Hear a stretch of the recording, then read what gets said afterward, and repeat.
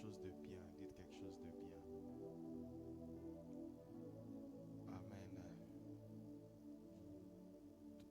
Que Dieu te bénisse, toi qui es là en ce culte de mardi. Je chasse toute distraction au nom de Jésus. Amen. C'est bon avec mon micro?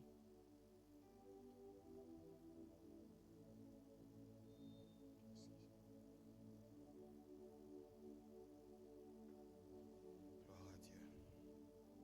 Alors je vais continuer avec les enseignements autour de servir selon les principes et les priorités de Dieu. Dimanche, nous avons connu un merveilleux culte. N'oublions pas de toujours participer au culte de la semaine. Servir selon les principes et les priorités de Dieu. C'est un culte d'enseignement pour nous permettre à tous d'être enseignés sur notre manière de servir Dieu. Amen. Et ce soir, je vais toucher à un point très important qui me concerne, qui est la joie. Dis avec moi la joie. La joie.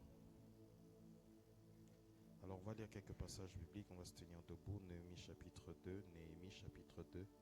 Premier au deuxième verset. Durera toujours ta fidélité. Durera toujours. Néhémie chapitre 2, verset 1er au deuxième verset.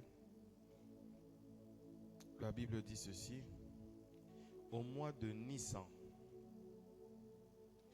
la 20e année du règne du roi Artaxerxès, comme il me fallait servir du vin au roi, je l'ai pris et le lui ai donné. Jamais encore je n'avais paru triste en sa présence. Deuxième verset. Le roi m'a demandé, pourquoi as-tu mauvaise mine? Tu n'es pourtant pas malade. Ce n'est peut-être qu'une peine de cœur, saisie d'une très grande frayeur. Néhémie dit. Psaume chapitre 100. 100e chapitre du livre de Psaume, du premier au deuxième verset. Psaume 100, 1 à 2. Durera toujours ta fidélité. Psaume 100, 1 à 2.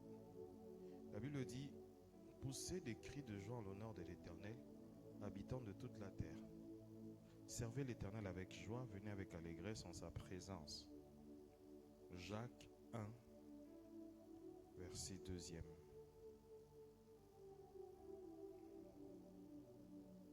Car ta bonté. Puis je vais finir avec Sophonie 3, 14 à 15.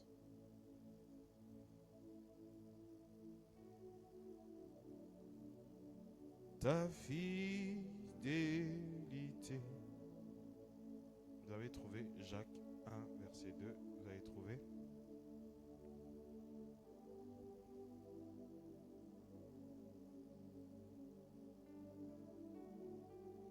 Mes frères et sœurs, considérez comme un sujet de joie complète les diverses épreuves auxquelles vous pouvez être exposés.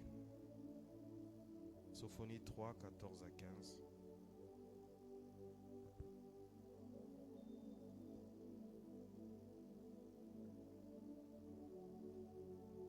Sophonie 3, 14 à 15.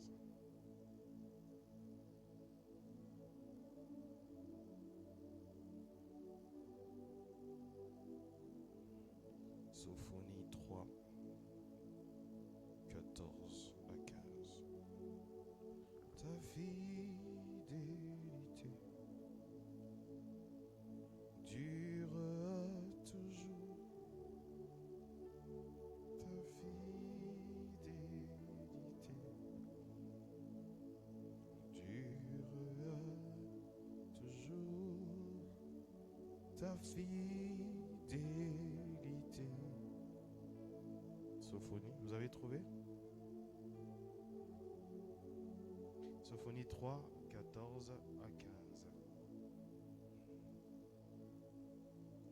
Nous lisons: L'Éternel a détourné de toi les jugements, il a éloigné de ton ennemi. Le roi d'Israël, l'Éternel est au milieu de toi. Tu n'as plus à redouter le malheur. Attendez. Recommençons. Verset 14. Poussant des cris de joie, fille de Sion. Pousse des cris d'allégresse. Israël, réjouis-toi et exulte de tout ton cœur, fille de Jérusalem. L'Éternel a détourné de toi les jugements. Il a éloigné de ton ennemi. Le roi d'Israël, l'Éternel est au milieu de toi. Tu n'as plus à redouter le malheur. Amen. On peut s'asseoir. On peut s'asseoir. On peut s'asseoir. Amen. Que Dieu nous donne la révélation de comprendre l'importance du culte de la semaine.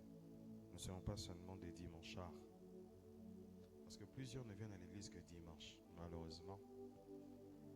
Et ratent beaucoup de choses en semaine. Amen. Alors, la dernière fois, j'ai parlé des attitudes qui sont les principes dans lesquels et comment lesquels nous devons servir Dieu. Les principes. Et frères et sœurs, nous avons un véritable problème en ce qui concerne le service de Dieu.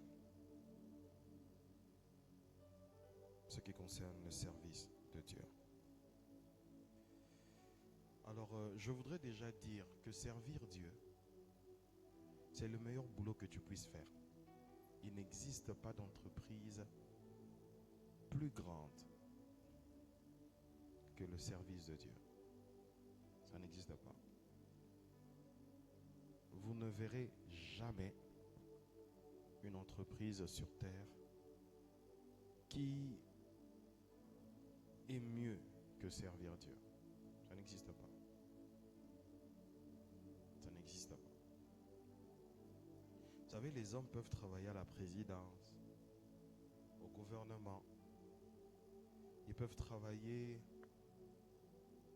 dans un poste de responsabilité au Parlement, quelque part.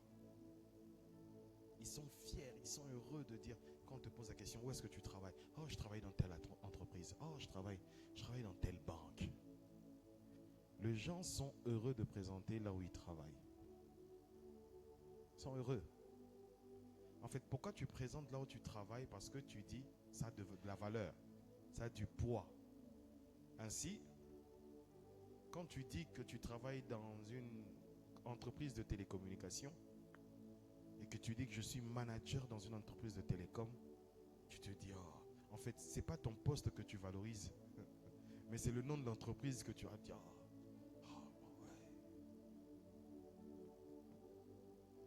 Je travaille chez...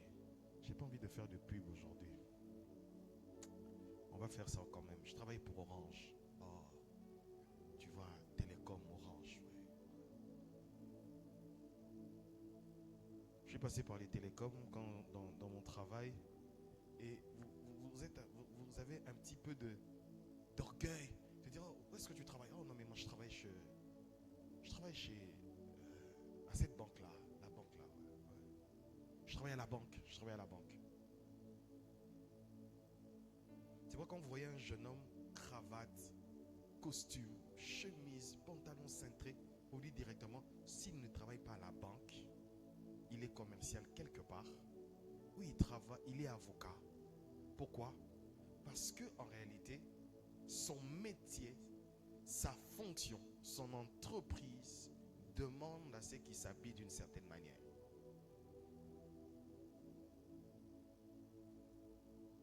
Je vais ouvrir une parenthèse et je vais la fermer rapidement. Il est difficile de voir quelqu'un aller au travail en culotte. Mais il est très possible de voir un homme qui va au travail en pantalon lundi, mais de venir à l'église en culotte dimanche. Et qui sert même Dieu. Qui sert Dieu. Pourquoi? Parce que tout simplement, nous n'avons pas la révélation de ce que nous faisons. Nous n'avons pas la révélation de là où nous sommes.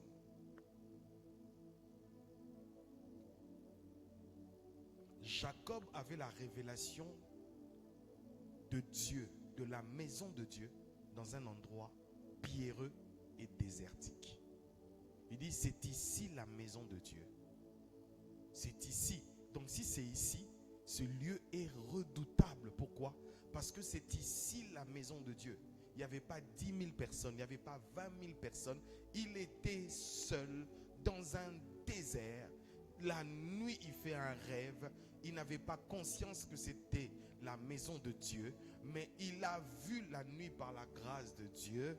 Et il a craint ce lieu-là. Non pas à cause de la masse des hommes, mais il a craint à cause de la valeur de celui qui était là. Le problème que nous avons dans les églises, et surtout ceux qui servent à l'église, le problème est que nous servons en fonction de nos tempéraments, non pas en fonction de Dieu. C'est ça le problème.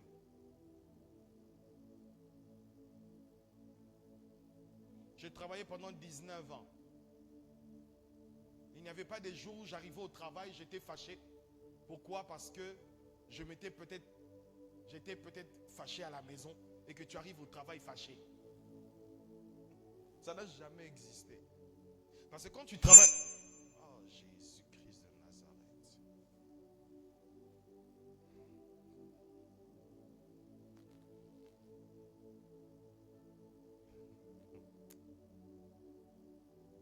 Alors, quand tu travailles dans... Vous savez, quelqu'un qui souffre d'hypertension peut faire une crise cardiaque. Hein?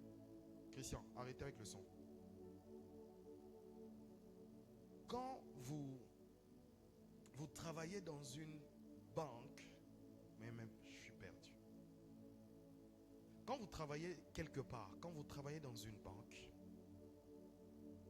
c'est que vous vous retrouvez en face des personnes, des clients qui ne vous connaissent pas. Ils n'ont même pas besoin de savoir si tu as mangé, si ça va bien chez toi ou si ça ne va pas.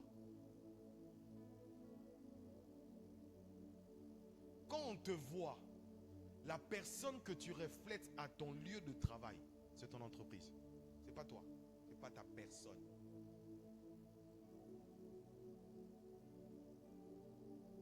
Et c'est ce que vous devez comprendre.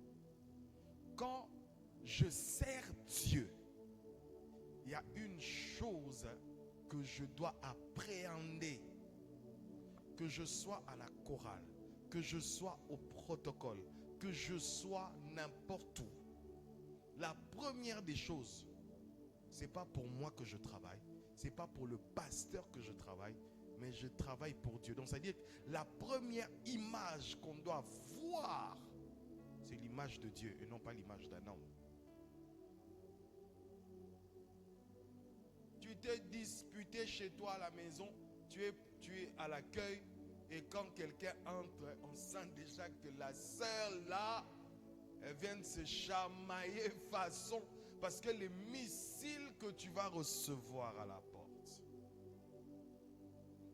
On ne sert pas Dieu comme on veut. On ne sert pas Dieu avec les attitudes que nous voulons.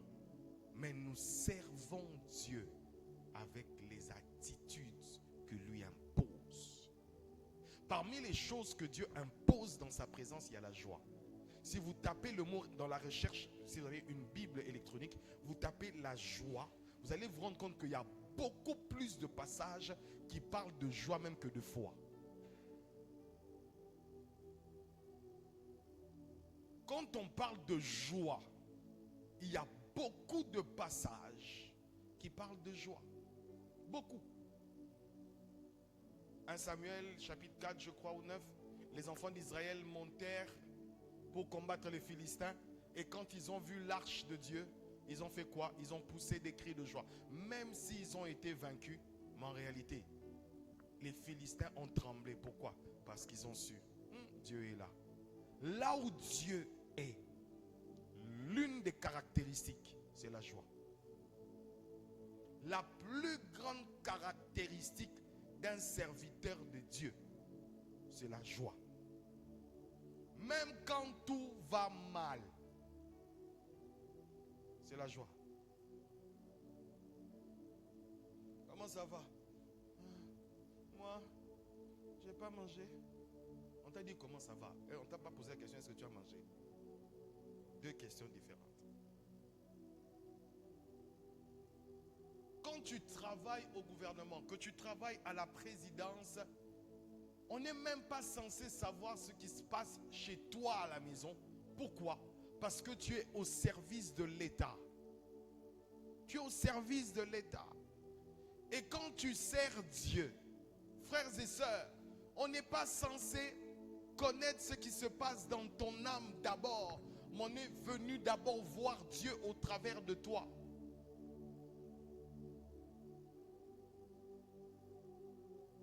Même si tu as eu un goumin,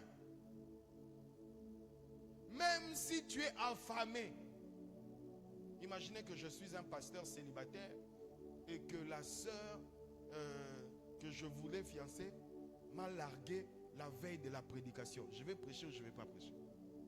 On a posé la question, si tu étais pasteur, tu allais prêcher ou tu poses la question à ton voisin, tu vas prêcher ou tu ne vas pas prêcher?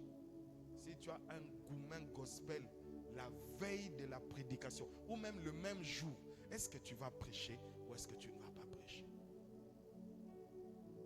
Jean-Jacques, tu vas prêcher?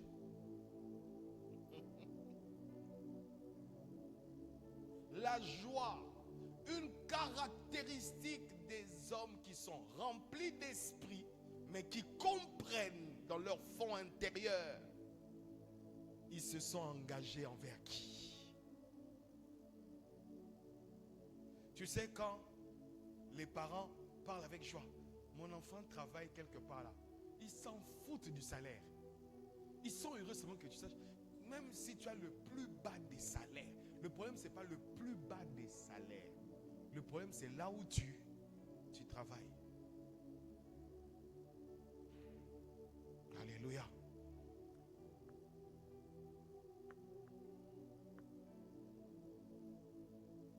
Quand tu sers Dieu,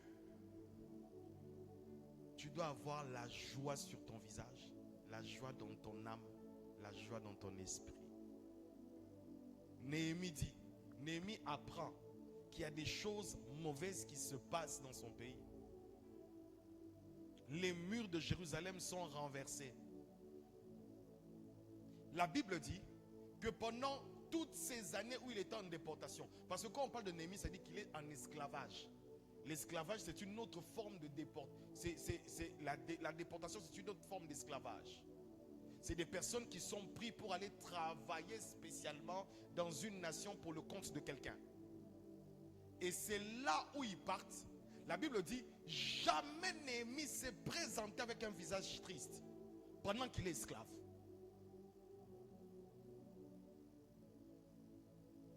Comment tu peux m'expliquer que pendant toutes ces années, ton peuple est en déportation, ta situation, tu n'es pas un homme libre, mais quand tu te présentes devant le roi et que tu dois le servir dans sa coupe, tu n'es jamais triste. Tu n'es jamais triste.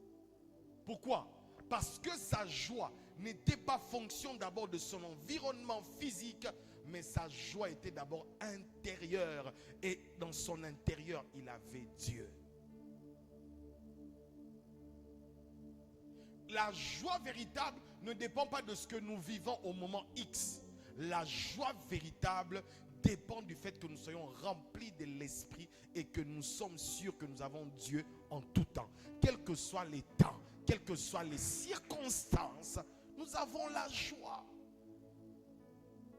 La joie ne dépend pas du travail, du mariage, des enfants, des biens, de la société, de l'entreprise, des projets, de la vie. La joie ne dépend pas de ça. La joie dépend de Dieu. Un homme joyeux, c'est une personne ou c'est un homme qui est totalement imbibé de Dieu. Quelles que soient les circonstances, il sait qu'il a Dieu. Il ne va pas pleurnicher, il ne va pas se plaindre. Non, ce que Dieu veut voir, ce n'est pas des pleurnicheurs. Ce que Dieu veut voir, ce n'est pas des personnes qui se plaignent tout le temps. Ce que Dieu veut voir, c'est des personnes qui sont remplies de joie.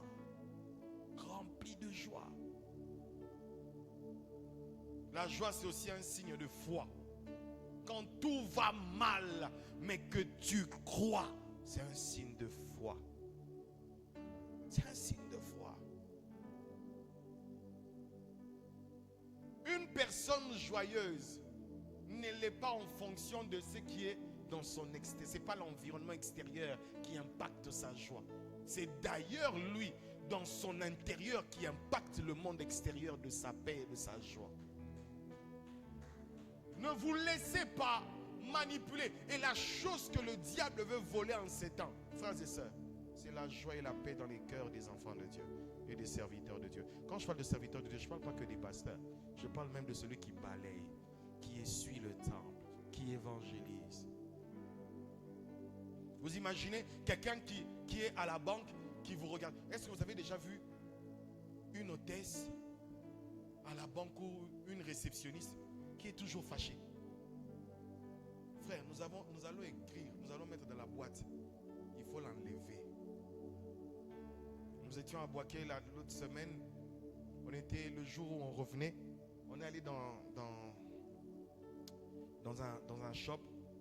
Et la dame qui était là, on l'avait trouvée bizarre. Elle ne faisait que sourire. Elle ne faisait que sourire. Elle ne faisait que sourire. Elle ne faisait que sourire.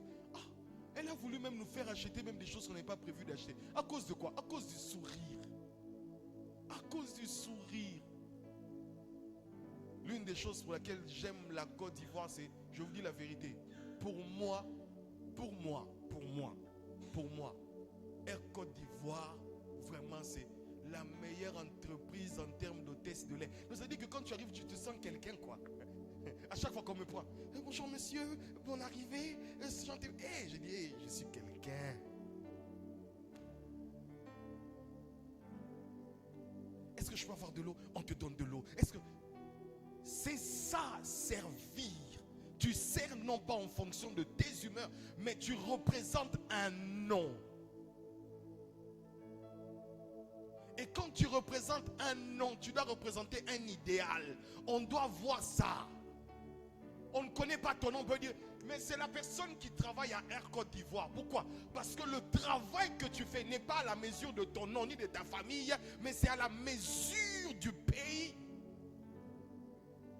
Franchement, vous savez, quand je suis dans Air Côte d'Ivoire, j'ai l'impression que ces hôtesses, à cause d'elles, on ne va pas faire un crash. Elles sont sûres. Même quand on fait maintenant les taxis, elles sont sûres. Oui, monsieur, vous prenez un truc. J'ai dit, hé, l'avion là, c'est leur ami. Hein? Donc, pendant que toi, tu es stressé, tu prends, elle est calme. Elle te dégage de la sérénité. Elle te dégage. C'est comme tu es protocole. Quelqu'un arrive, la première personne qu'on voit, c'est même pas toi. C'est même pas le pasteur, mais c'est toi qu'on voit. Mais quand on te voit, yeah! Visage de bandit à la porte. Des bandits, tu es fâché, tu n'as pas mangé, mais un visage de bandit à la porte. Quand on te demande d'aller là-bas.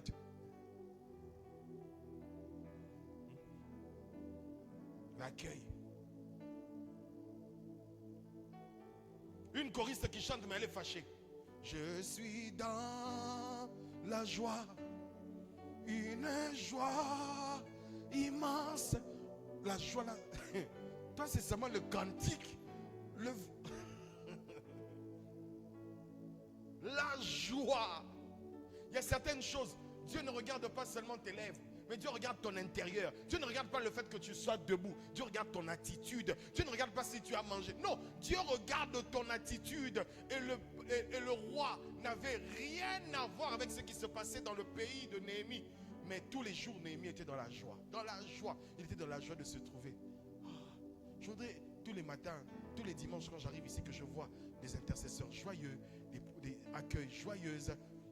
C'est la joie, la communication joyeuse. On voit des gens qui sont joyeux. Hein? Dès le début du culte, tu communiques la joie. La personne qui arrive là, tu lui communiques la joie dès la porte. La joie, on sent déjà la joie. Quand on va accueillir un nouveau venu, la joie. Mais toi, quand tu arrives déjà, tu es pressé de partir. Tu veux seulement que le pasteur dise Amen. Pourquoi? Parce que tu n'as aucune joie en toi. Et frères et sœurs, s'il y a une chose qui se contamine facilement autour de soi, c'est les émotions. C'est les émotions. Si tu t'assois à côté de quelqu'un qui rit beaucoup, tu vas beaucoup rire. Si tu t'assois aussi à côté de quelqu'un qui se fâche beaucoup, tu vas beaucoup te fâcher. La joie. Il Dis avec moi la joie. Servir Dieu dans la joie. Alors David dit quelque chose de merveilleux. Il dit, je suis dans la joie quand on me dit. Donc ça veut dire, le simple fait qu'il se lève dimanche matin, il n'est même pas arrivé au temple. À partir de chez lui, on lui dit, oh roi, c'est le temps d'aller. La joie est activée. Quel que soit le problème du royaume, quand on lui dit, c'est le temps de monter à Sion, le roi est joyeux.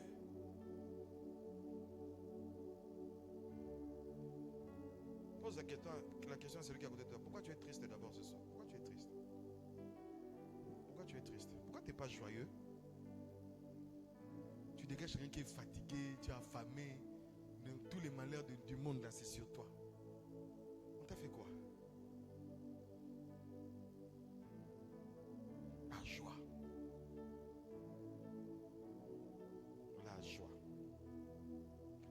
Et David, qui est un prophète, il dit dans le psaume 100, il dit ceci: poussez des cris de joie en l'honneur de l'Éternel. Vous savez, quand on dit en l'honneur de l'Éternel, ça veut dire que ce n'est pas en votre honneur. Ce n'est pas en votre honneur. Ça veut dire que tu aies mangé, que tu n'aies pas mangé, que tu aies argent, que tu n'aies pas argent, que tu aies payé ton loyer, que tu n'aies pas payé. Mais quand on dit poussons des cris de joie en l'honneur de l'Éternel, tu sais pourquoi et pour qui tu pousses des cris de joie. Ce n'est pas en fonction de toi, mais c'est en l'honneur de l'Éternel. Il y a des gens qui étaient en train de mourir, lapidés, mais ils étaient rayonnants de joie. Comment tu peux expliquer quelqu'un qui est en train de mourir, mais il est rayonnant de joie? Il est dans la joie. Comment quelqu'un peut mourir dans la joie? Quelqu'un peut mourir dans la joie. Frères et sœurs, nous ne pouvons pas être des véritables disciples de Christ si nous ne savons pas vivre dans la joie et avec la joie.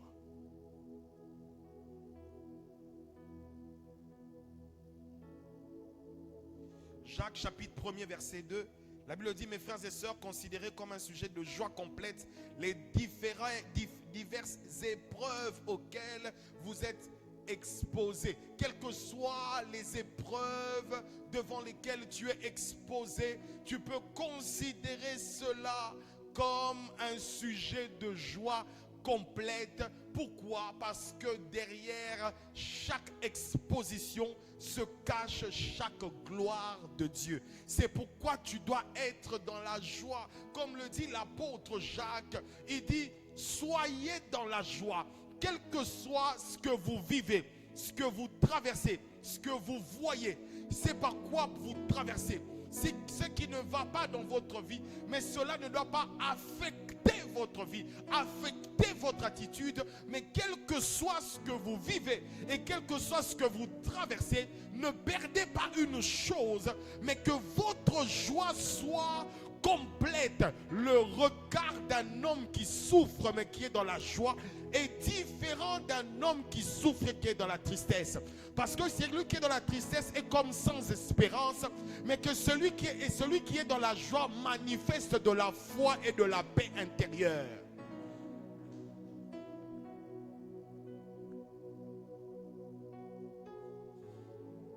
Considérez comme un sujet de joie complète les diverses épreuves. Et vous savez, aujourd'hui, nous avons beaucoup de choses qui peuvent nous ravir la joie. Tout, d'ailleurs, tout peut nous ravir la joie. Tout.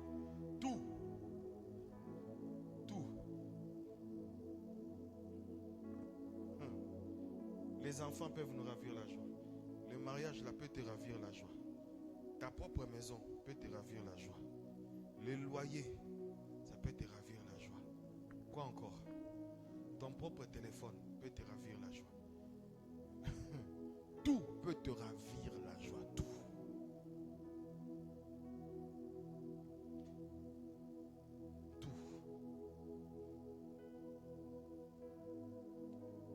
Et là où on ne voit pas la joie, c'est là où le diable règne.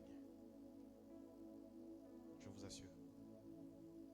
Parce que la première des choses que Dieu demande même quand les enfants d'Israël vont traverser le Jourdain pour aller vers Jéricho, même pour que les murs de Jéricho tombent, c'est des cris de joie.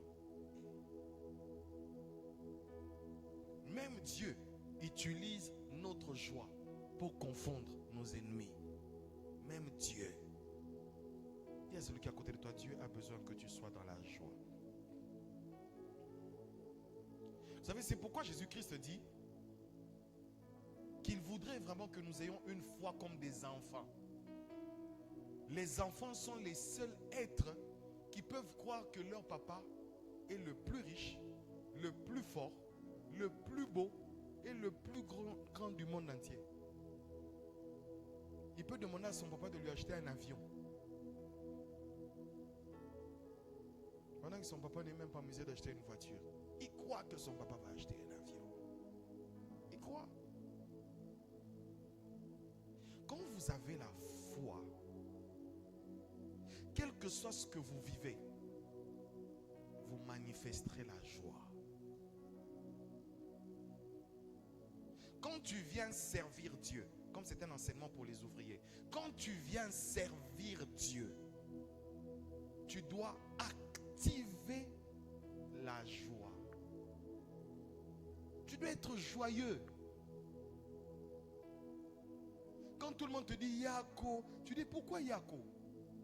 Mais tout concourt au bien de ceux qui aiment Dieu. Un homme de foi n'a pas les mêmes réponses qu'un homme normal. Un homme de foi peut même s'efforcer à vouloir pleurer dans un deuil. Moi, ça m'est arrivé. Au deuil de ma mère, je regarde vraiment. Tout le monde pleure, mais moi, je ne pleure pas. Je regarde sa dépouille et le Saint-Esprit me dit, elle n'est pas là, c'est pas elle. Ça, ce n'est qu'une statue. Elle n'est pas là. Elle est avec moi. Imagine que tu sois en train de rire devant le cercueil. Moi, je dis, mais ce gars, soit il est devenu fou, soit c'est un sorcier.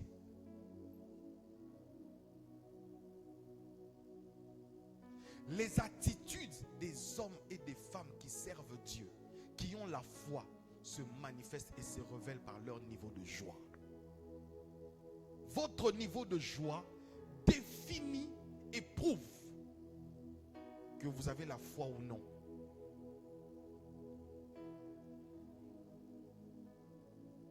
Je répète, votre niveau de joie définit si vous avez la foi. Quand tu travailles à la banque, quels que soient tes problèmes, mais dès que tu arrives à la banque, tes problèmes restent à la maison. Tes problèmes restent à la maison.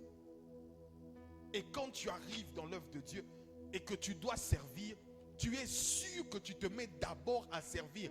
Conformément aux règles, tu souris, tu mets ton plus beau visage, ton plus beau vêtement, ton plus bel habit, ton plus beau je ne sais pas moi quoi, tes plus belles talons, tes plus belles chaussures, ta plus belle robe.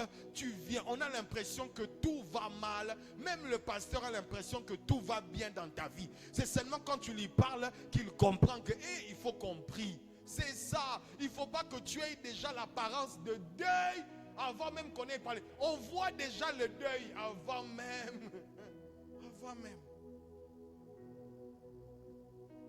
Quand tu sers Dieu dans la foi, et quel que soit ce que tu vis, tu viens avec ta plus belle chemise, ta chemise bien repassée, bien repassée, parfumée, bien coiffée, tondue, propre. On a l'impression qu'il n'y a pas de problème, mais toi seul sais qu'il y a un souci, toi seul sais.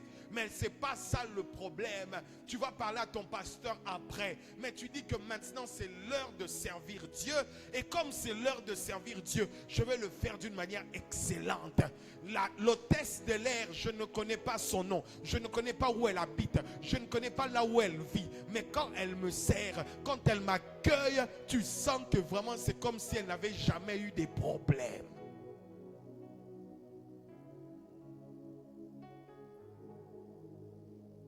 Tu vois quelqu'un qui est à l'église, qui travaille à l'accueil. Quand tu regardes son visage, tu fouilles toi-même.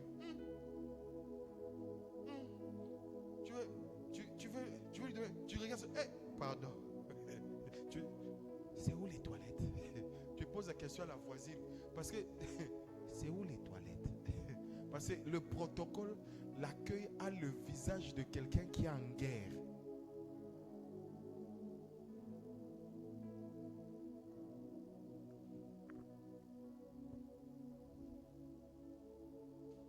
Le pasteur prêche, il est fâché. Pourquoi le pasteur est fâché? Le pasteur a eu son gourmet. Maintenant il vient. D'autres femmes ne sont pas des femmes à épouser. Ce n'est pas la révélation. Parole gourmétique.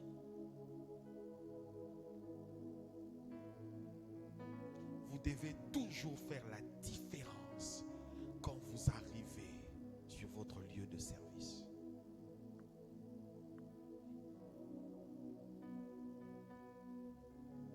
La banque ne me payait pas pour acheter mes habits, mais je devais avoir un style vestimentaire propre.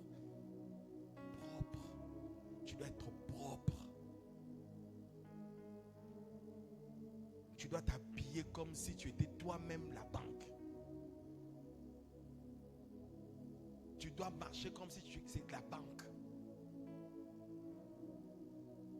Tu dois servir Dieu comme si c'était toi le pasteur de cette église. Tu dois craindre Dieu comme si c'était toi le pasteur de cette église. Il n'y a pas une vie du pasteur, une vie de laïc. Ça n'existe pas dans la nouvelle alliance. Non, tu dois prier comme si c'était toi le pasteur de cette église. Tu dois chanter avec la joie comme si c'était le pasteur de l'église. Je connais les problèmes de cette église, mais jamais je ne les expose devant parce que vous n'en avez pas besoin.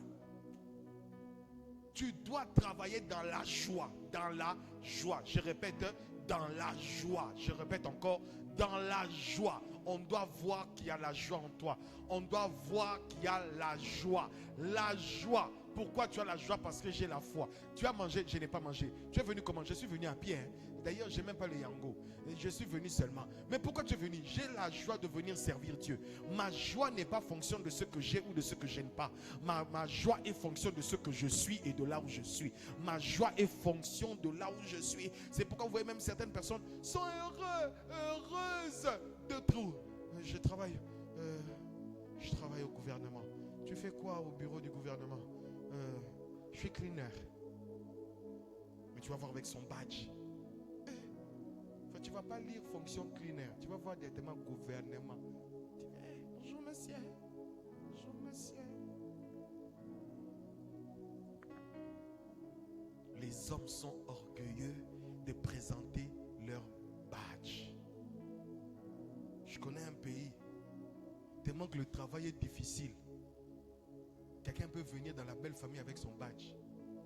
Il est fiancé, il vient avec son badge. Pour qu'on voie quand même qu'il travaille. Il vient avec son badge. Comme ici au pantalon, on ne va pas bien voir, il met vraiment comme ça là. Mais on laisse ça au bureau, non? Eh, pardon, non, vous avez vu. Je bosse, vous avez vu. Le but est atteint. Les gens sont heureux. Si tu pouvais être heureux de dire que tu sers Jésus, que tu sers le roi des rois, le Seigneur de seigneurs, tu peux dire où est-ce que tu pries? Je prie à l'église La Compassion à Abidjan. Je suis heureux d'appartenir à Jésus. Je suis heureux de servir Jésus. Tu as même le polo de l'église, pas la figure du pasteur. Je ne suis pas Dieu. Le polo de l'église, le badge pour dire j'appartiens à Jésus, je prie à l'église La Compassion. Tu es heureux de présenter Jésus. Tu es heureux de présenter là où tu travailles. Mais les chrétiens aujourd'hui, je ne veux pas qu'on sache. Pourquoi? Les pasteurs, je ne veux pas. Ton pasteur n'est pas escroc, tu veux l'assimiler aux escrocs. Les enfants de Dieu. Sois heureux d'appartenir à Jésus. Sois heureux de servir Jésus. Sois heureux de venir au culte. La preuve que tu es heureux de venir au culte, c'est que tu viens à temps. Les personnes qui viennent à temps à l'église sont des personnes qui se préparent déjà à être là à l'église. Les personnes qui viennent en retard sont des personnes qui sont accidentellement... Je ne vais pas dire. Qu'est-ce que je vais faire? Aujourd'hui, il n'y a pas de sport. Il n'y a pas de sport. n'y a pas le match à la télé, il n'y a pas le match à la télé. Qu'est-ce qu'il faut faire? 9h, le culte a déjà commencé. Bon, allons seulement à l'église. Tu viens aussi, elle vient à l'église là. Elle a 22 ans, mais elle vient comme une maman de 50 ans. On la pousse. Puis elle dit, je suis dans la joie d'entrer dans la présence de Dieu. De la porte jusqu'ici, tu fais 20 minutes. Heureux. Regarde comment les routes étaient désertes lors de la CAN. Les gens étaient heureux de regarder le match de la Côte d'Ivoire. On était heureux. Même quand on venait au culte, tu sentais vraiment que les gens sont à l'église, mais ils ont un peu leur téléphone. Ils regardent un peu Google. C'est quoi les scores? C'est quoi les scores? Oh Jésus. La Guinée a marqué. Oh la Guinée. La Guinée, oh, va nous tuer. La Guinée a marqué. Je me rappelle ce jour-là, je suis allé prêcher dans une église quelque part. Et on avait perdu 4-0. J'ai dit, cette défaite est une prophétie. On a dit, ah, pasteur. Donc ils étaient tellement découragés. Sois dans la joie quand tu sers Dieu.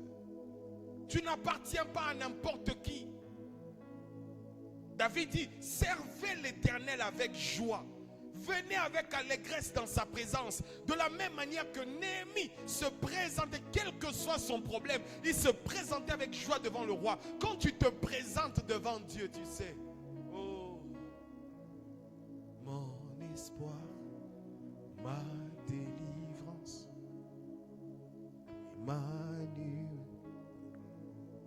tu es ma force, l'encre de mon âme. Tu n'échoues jamais, mon espoir, ma délivrance. Alors tu es dans la joie, parce qu'il est ton espoir. Tu ne te bats pas seul dans la vie. Tu viens, on trouve que tu es rayonnant de joie. Tu es rayonnant de joie. Sophonie dit ceci. L'Éternel a détourné de toi les jugements. Pousse des cris de joie, fille de Sion. Pousse des cris d'allégresse. Parce que l'une des manières où l'on entrait dans les portes de l'Éternel, c'était avec la joie. À chaque fois que tu viens sans la joie, frères et sœurs, Dieu sait voir que dans ton cœur, même quelle que soit la qualité de ton service, s'il n'y a pas de joie, ce service n'est pas agréé. Quelle que soit la qualité de ton service, s'il n'y a pas de joie, ton service ne sera pas agréé. Je répète, quelle que soit la qualité de ton service, s'il n'y a pas de joie de l'esprit, ton service ne sera jamais agréé. Parce que même dans l'ancienne alliance, pour franchir les portes de la maison de Dieu, c'était avec des cris de joie. C'était avec des cris de joie. Regardez comment les gens viennent servir Dieu. Il va chanter, mais il est déjà broken, brisé. Qu'est-ce qu'il va donner? Regardez quelqu'un qui vient se mettre à la porte. Qu'est-ce qu'il va donner? Ton attitude dans le service détermine ce que tu dois faire et ce que tu donnes.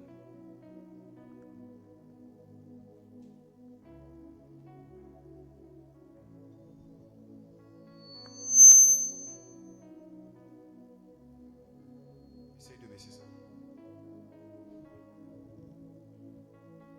La manière dont tu sers Dieu.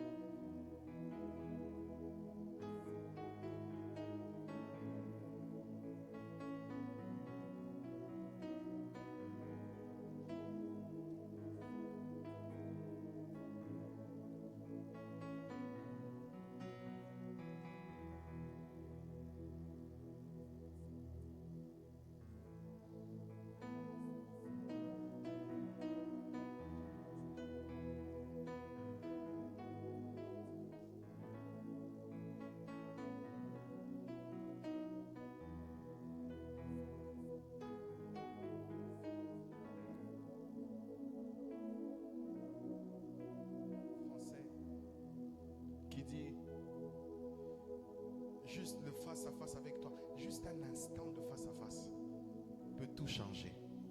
Juste un instant. Comment tu peux servir Dieu avec la tristesse? Comment tu peux servir Dieu avec des murmures? Comment tu peux servir Dieu avec la colère? Comment tu peux servir Dieu avec des plaintes? Comment tu peux servir Dieu avec beaucoup de soucis? Tu es là, tu as tellement des soucis, tellement des soucis. Tu sais pourquoi tu as tout ça? Parce que tout simplement, tu ne connais pas ton Dieu. Celui qui connaît Dieu est léger. Quel que soit le problème, il est léger. Il est joyeux, il est léger. Ça ne va pas aujourd'hui, ça ira demain. Qu'est-ce qui te donne l'assurance de ça va aller demain? C'est parce que je ne suis pas seul. C'est pourquoi quand je le sers dans la joie. Écoute, tu peux manquer, on te paye le 31 ou le 2. Si le premier tu n'as pas d'argent, le 2 tu n'as pas d'argent, le 3 tu n'as pas d'argent, au moins tu es sûr que tu auras l'argent le 31. La Bible dit que Dieu ne fait exception de personne. Dieu n'a la dette de personne. Dieu n'oublie personne. Mon problème, il va le résoudre. Mon problème, il va le résoudre. Mon problème, il va le résoudre. Avant de finir, je veux vous lire un passage de Deutéronome 28.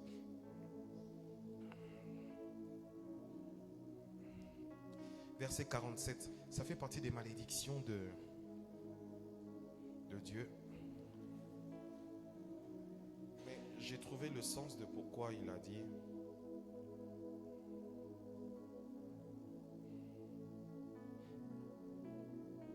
Deutéronome 28, 47, il dit: pour n'avoir pas au milieu de l'abondance générale servi l'Éternel ton Dieu avec joie. Il ne parle pas seulement de servir Dieu. Il dit servi avec joie. Il dit parce que tu n'as pas servi l'Éternel au milieu de l'abondance générale et que tu ne l'as pas servi avec joie et de bon cœur, tu serviras au milieu de la faim. Dieu doit voir la joie quand tu le sers. Dieu doit voir ton bon cœur quand tu le sers. Dieu doit voir que tu es heureux de le servir. Dieu doit voir et tu dois être heureux de servir Jésus. Tu dois être heureuse de te tenir devant Dieu. Tu dois être heureuse de te tenir ici pour chanter, de jouer le clavier, de faire la modération, de gagner les âmes, d'essuyer le temple, de faire l'accueil, de faire quelque chose. C'est pourquoi c'est anormal que d'être dans une église et de ne rien faire. C'est anormal que d'être dans une église et ne pas servir. C'est anormal.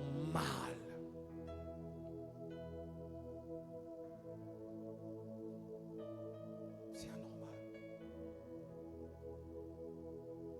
Frères et sœurs, je veux finir en disant ceci. Si notre joie est fonction de ce que nous possédons ou de ce que Dieu fait dans notre vie, alors je vous assure que nous sommes les plus malheureux de tous les hommes. Nous sommes malheureux et nous ne sommes pas dignes d'être appelés des serviteurs de Dieu. Notre joie est fonction de pour qui nous travaillons et à qui nous appartenons. À partir d'aujourd'hui, change ta manière de servir. Sers avec la joie. Sers avec la joie. Ne sers pas, on te pousse pour servir Dieu. On ne peut pas te pousser pour servir Dieu. On ne peut pas te menacer pour servir Dieu. Non. Ce genre de passage qui, à mon avis, ne doit pas être dit dans les églises, c'est maudit soit celui qui fait l'œuvre de l'Éternel avec négligence. Non. Pourquoi? Parce qu'en réalité, celui qui travaille avec négligence, celui qui travaille avec tout ça, les mauvaises dispositions, c'est des personnes qui ne connaissent pas Dieu. Alors avant de commencer à servir Dieu, tu dois le connaître. Et quand tu le connais, tu sais dans quoi tu t'engages. Tu ne peux pas signer un contrat sans savoir dans quoi tu t'engages.